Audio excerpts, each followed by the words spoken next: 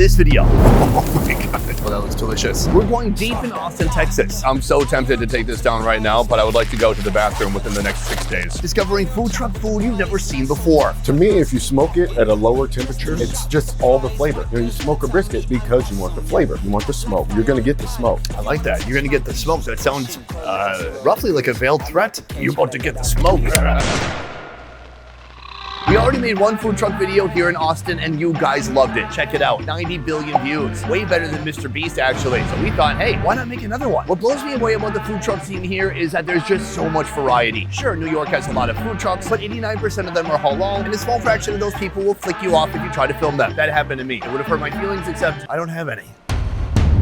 In Austin, it's not just about the sheer quantity of food trucks, it's about the variety. Food from every nation. People coming from Venezuela. People coming from Mexico. That's how you say Mexico in Spanish. Folks from Asia. Or American food crossed with other food shouldn't even be crossed with. So are you ready for a wild food truck here in Austin, Texas?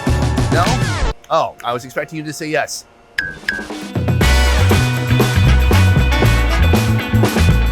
Right behind me, we have our first location. This is R&B's Steak and Fries. Two brothers originally from New Jersey came all the way here to Austin, Texas to bring the locals cheesesteaks. Here's how it works. You build your own sandwich and you get to choose your own cheese. There's American, there's provolone, or there's Cheese Whiz. And this is where I'm stuck already. They say classic is the Cheese Whiz, but Cheese Whiz just feels so white trashy. Like it doesn't contain any dairy products. I think it's just oil and flavoring. Well, hold on. At my core, I am white trash, so I should get Cheese Whiz, right? And then they have provolone, and I love provolone. I'm gonna have to ask them inside. I'm not sure. Let's go for it.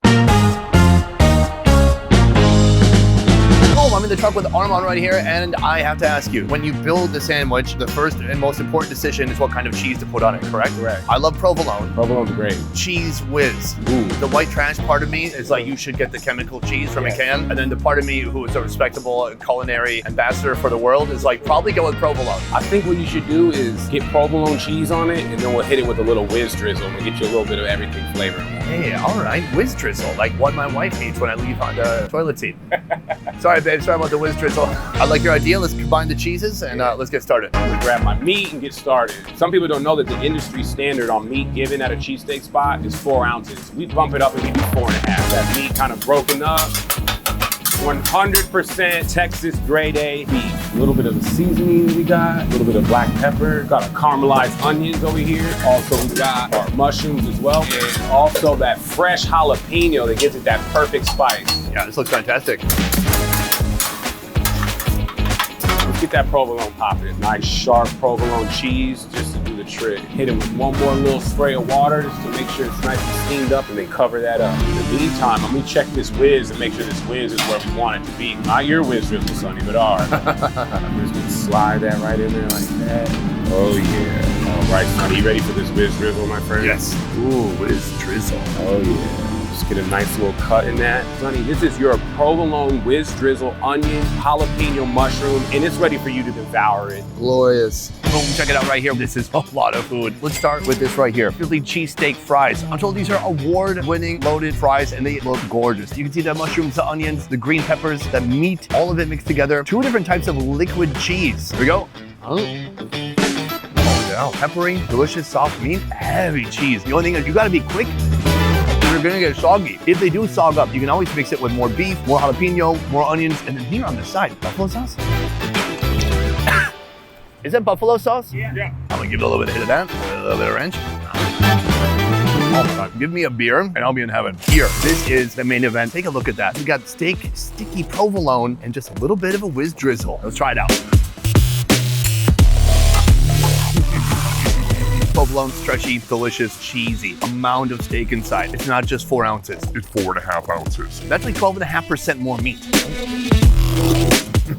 There's just a hint of the Cheese Whiz, which is nice. It's super salty. I mean, it is enough sodium for about a week and a half, and that's if you're a rhinoceros. Ooh, this is how you know it's good Cheese Whiz. It has a skin. People who draw blood can practice on this, seeing if they can pierce the cheese. Let's give it a little bit of a dip. All right, a big, messy, cheesy bite. I love this cheese, but I'm always gonna swipe right on provolone. It's got body, you get a cheese pull. I see the Cheese Whiz more like a good friend that has a truck and they help me move every once in a while. Gotta keep that friendship. Otherwise, this was fantastic. I'll make you move like your boots are on fire.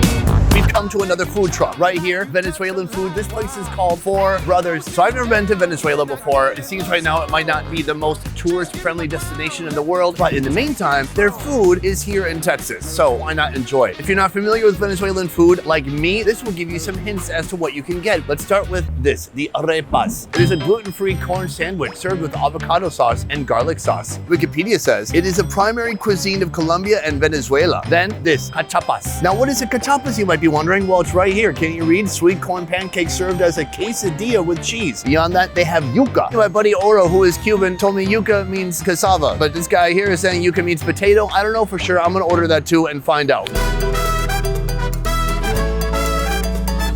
I'm in the trunk with Ruben. Ruben is a little bit worried because his English, he said, is just okay. I speak just a little English, but I will try. So, okay, your English is much better than my Venezuelan. Yeah, let's go to speak Spanish. Cuéntame, ¿cómo está tu día? Sí.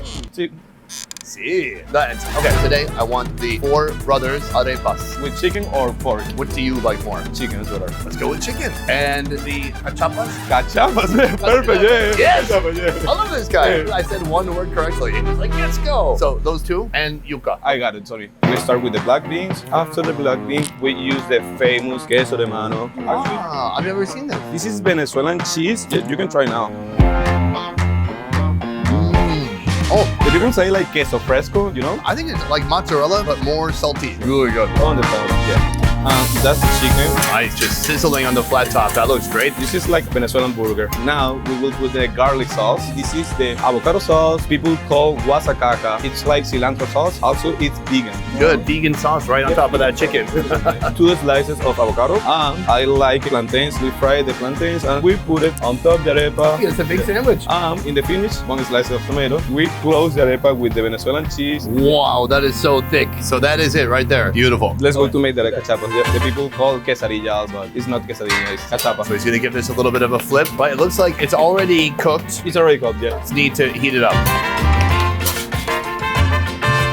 So that is yuca. Yeah, I think it's a cassava. To the fry it 4 minutes. Now I will put the famous queso de mano on the half part to the cachapas. So that is gonna melt. Yeah, it have to melt. Ooh, that's thick. Is this the same as how you make it in Venezuela? It's the same, yeah. Let me see the plate. Finish? Yeah, that's it. Ruben, this food looks incredible. Muchas gracias. Muchas gracias. Hey. Thank you.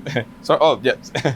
Sorry. Right here we have 3 foods I've never tried before in my life. And what's interesting is trying to figure out what is Venezuelan and what is kind of catering to the American taste buds. For example, this is the yuca. Now, Oral called it yuca, but to me it was cassava. And I was right, so they take this and then they fry it. After that, this is a part that felt a little bit more Americanized. They take the cheese, they put it on top, they melt the cheese, and then they put on 2 different types of sauces. Let's try this out.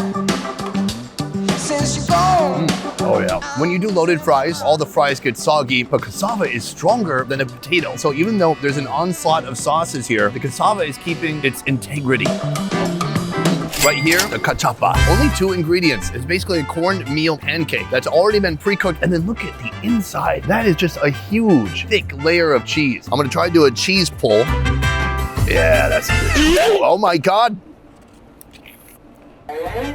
Oh, that's a good cheese pull. This cheese, it's something between like mozzarella and halloumi. It is so salty, dense, thick, beautiful. So this is a bit sweet. Because this has a corn base, I thought it might be dry, but I think it's been fried in so much oil that it's not dry at all. Cheese is my new favorite. Queso de mana. Oh my God, that's all the cheese that's just fallen out. I'm so tempted to take this down right now, but I would like to go to the bathroom within the next 6 days. Right here, we have the arepa. Corn flour bun on the outside, cheese. You've got tomato, sweet plantains, avocado, chicken. So much going on here. Okay, first of all, it's ridiculously thick, and the bottom has already started to get a little bit soggy. Oh, how do I get a bite with everything? Here we go. I find it hard to believe that in Venezuela, the sandwiches are this big. This has to be Texas size. Stringy, delicious chicken. You can taste the beans, the sauce, cheese, tomato, everything working together. I love the bread on the outside. The only issue I do see here is that I feel like there's enough fillings in here for 2 sandwiches. I would say in the future, I want it to be a little bit less wide, a little bit easier to get my unusually small mouth around. That is 3 Venezuelan foods I've never had before in my life. I gotta say, excellent. 10 out of 10. That means 10 out of 10 in Spanish. If you like to party and if you like food, then this collection of food trucks is for you. here on Austin's iconic Rainey Street, a place packed with tourists, but not enough to drive the locals away. Here, my next food truck of choice, Burro Grilled Cheese, where they're selling, well, grilled cheese sandwiches. But trust me, it goes a lot deeper than that. Right now, I'm in the kitchen with Scott. Here in this kitchen, they have my dream refrigerator. It is just full of 100 pounds of cheese and then cola on the bottom. The only thing it's missing is a bottle of Jack Daniels. Where's that? That's in my car. Oh, hey, cool, yeah. That's what he does. He drives around and says, hey kids, take a look at this. He doesn't do that. No. Here, you guys do 4 different types of grilled cheese. You're getting the Waylon and Willie, which is one of our most popular, and it's got a spicy maple bacon sauce. It's got caramelized onions, pepperoncinis, Colby Jack cheddar cheese on there. It's got a nice like bacony sweet profile to it. Love it. I love profiles. All right, let's get into it. Start off with some fresh sourdough. So we got our spicy maple bacon sauce. We make this in-house. It's got maple syrup, bacon, cilantro, other flavors in there, mayonnaise. Got a mount on there. So now we're putting some caramelized onions that we grilled up this morning. Then we get a few pepperoncinis. It gives it like a little kick. And then we're hitting it with the Colby Jack cheddar blend. We layer it on there. So this guy, it's called a salamander, kind of does a melt on it before we throw it in the oven. It's just to speed up the process, essentially, so that we don't have to grill it for as long, so that the bread can still be crispy, but not taken to too much crisp. So then we're just gonna fold her up and get some fresh butter, slab it on there, throw this guy on there, a little slab on top, and then we let it work. Scott, how do you feel about that? I feel like I wanna eat it. We have our food right here. Come and take a look. It's glorious. This sourdough bread is the ideal bread for this type of thing because you can't have a bread that's going to be weak or too tough that's going to fall apart. As I open it, you can see some of those caramelized onions and the pepperoncinis. The pepperoncini is the only part I'm apprehensive about because I think it's going to have a strong, dominant flavor. I'm going to try a bite without the pepperoncini first. Let's go for it. Oh yeah, toasty, buttery on the outside, on the inside, delicious gooey cheese. There's a hint of maple bacon. Now, the pepperoncini, I'm going for it. Sour, punchy, sour, spicy. I think I like it. Overall, very nice.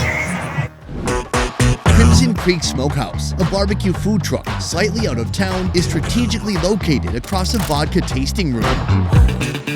Instead of the usual Texas barbecue style where they heavily utilize salt, pepper, and garlic, here it's all about Oklahoma-style barbecue. They give the meat a little bit extra.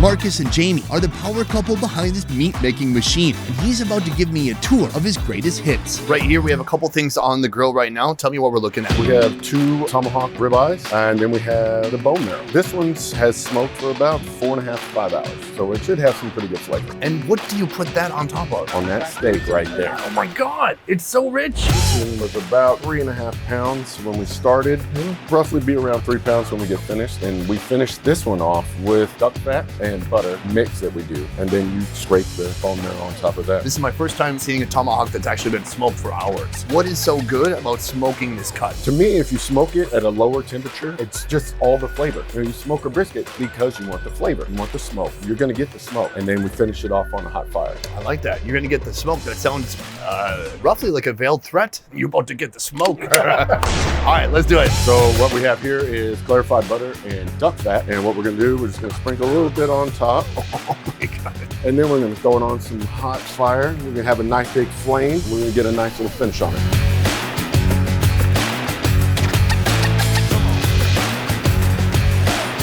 Oh, that was delicious. We're gonna bring it back over here at our little marrow bones. Oh, thank you. Right now I'm in the kitchen with Jamie and she's gonna be preparing what? Rib tips.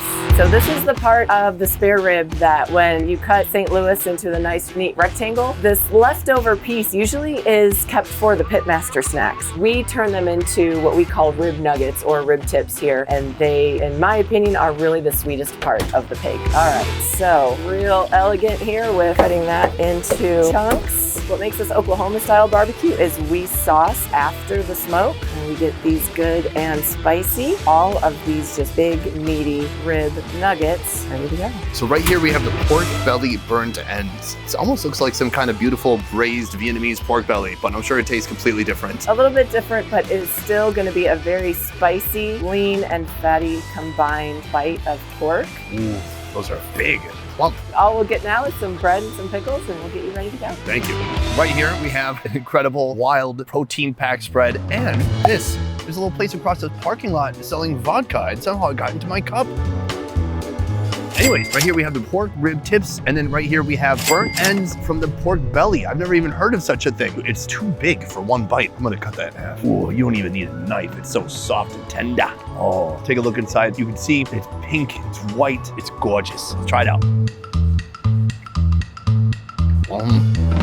Oh, so soft and delicious. The outside is a little bit sweet. It's so different from braising. It's like a whole different texture. When you braise pork belly in Asian cooking, it gets really, really soft. And this is also tender, but it's like you can feel the different layers as you're chewing it. Drink some barbecue. Very satisfying. Right here we have the rib tips. The outside is so soft, fatty, and juicy. That looks wonderful. Look how dark that bark is on the outside, but how light and delicious it is on the inside. Similarly delicious, smoky, tender, sweet. This is heavy food. And so on the side, they've got pickles. Because there's vinegar in there. What's wild is that that's an appetizer for this right here. This is our big bad tomahawk. What's amazing is they said on the side, we have bone marrow, which is basically pure fat. We have duck fat, which is also pure fat. And I said, well, what do you have to like cut the heaviness? She's like, huh? Like what, like bread? So we got some bread too. Let's take a look at the marrow first. Wow, the marrow goes deep into some of these parts here. Look at that. This is all just super fatty, gritty, super rich bone marrow. Smoky, beefy, greasy. Very satisfying. Now that bone marrow is actually supposed to be the dip for this. It could probably be close to rare.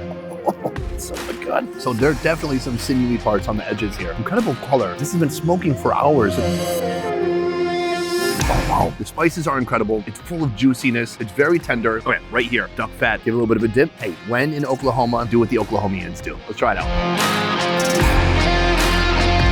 Ooh, duck fat with butter? Oh my gosh. An unlikely duo, a perfect combination. It was so fatty. I chewed it like twice and it fell down my throat. Ooh, the seasonings on here. It's peppery. They got their own secret seasonings. Every bite gets better. But what I have to try now is using this as a vehicle to transport more bone marrow into my mouth. It's like eating a stick of butter and putting some olive oil on top. It is just pure decadence. Try it out. Oh wow, it feels so right and so wrong at the same time. I feel naughty. There's so much meat, so much fat, and so much flavor. It's rich, but it doesn't feel too rich. I thought it'd be too much though, and I gotta say, easily balance that out with one pickle. Perfect balance. Am I gonna eat a whole $125 3-pound tomahawk by myself? Yes, but should I? No. I should probably find some people to share it with. On Craigslist, where I find all my other friends. For me, I've never tried Oklahoma barbecue, but after trying this is like the best advertisement for Oklahoma State tourism. I wanna go there, I wanna try the food, I wanna try the barbecue and see what it's all about. Just this small sampler platter here, very delicious, very tempting. Well guys, that is the end of the video. I hope you enjoyed it. Food trucks here in Austin, there is nothing like it. It's food except for it's inside a truck instead of a restaurant. Isn't that fun? They can drive it around, like to my house. Why don't they just come to my house instead of me going to them? Anyways, I hope you enjoyed this video, guys. Thank you so much for watching. I will see you next time. Peace. Oh, I'm so bloated and pretending everything's fine, but I feel so sick inside. Oh, it's too much food.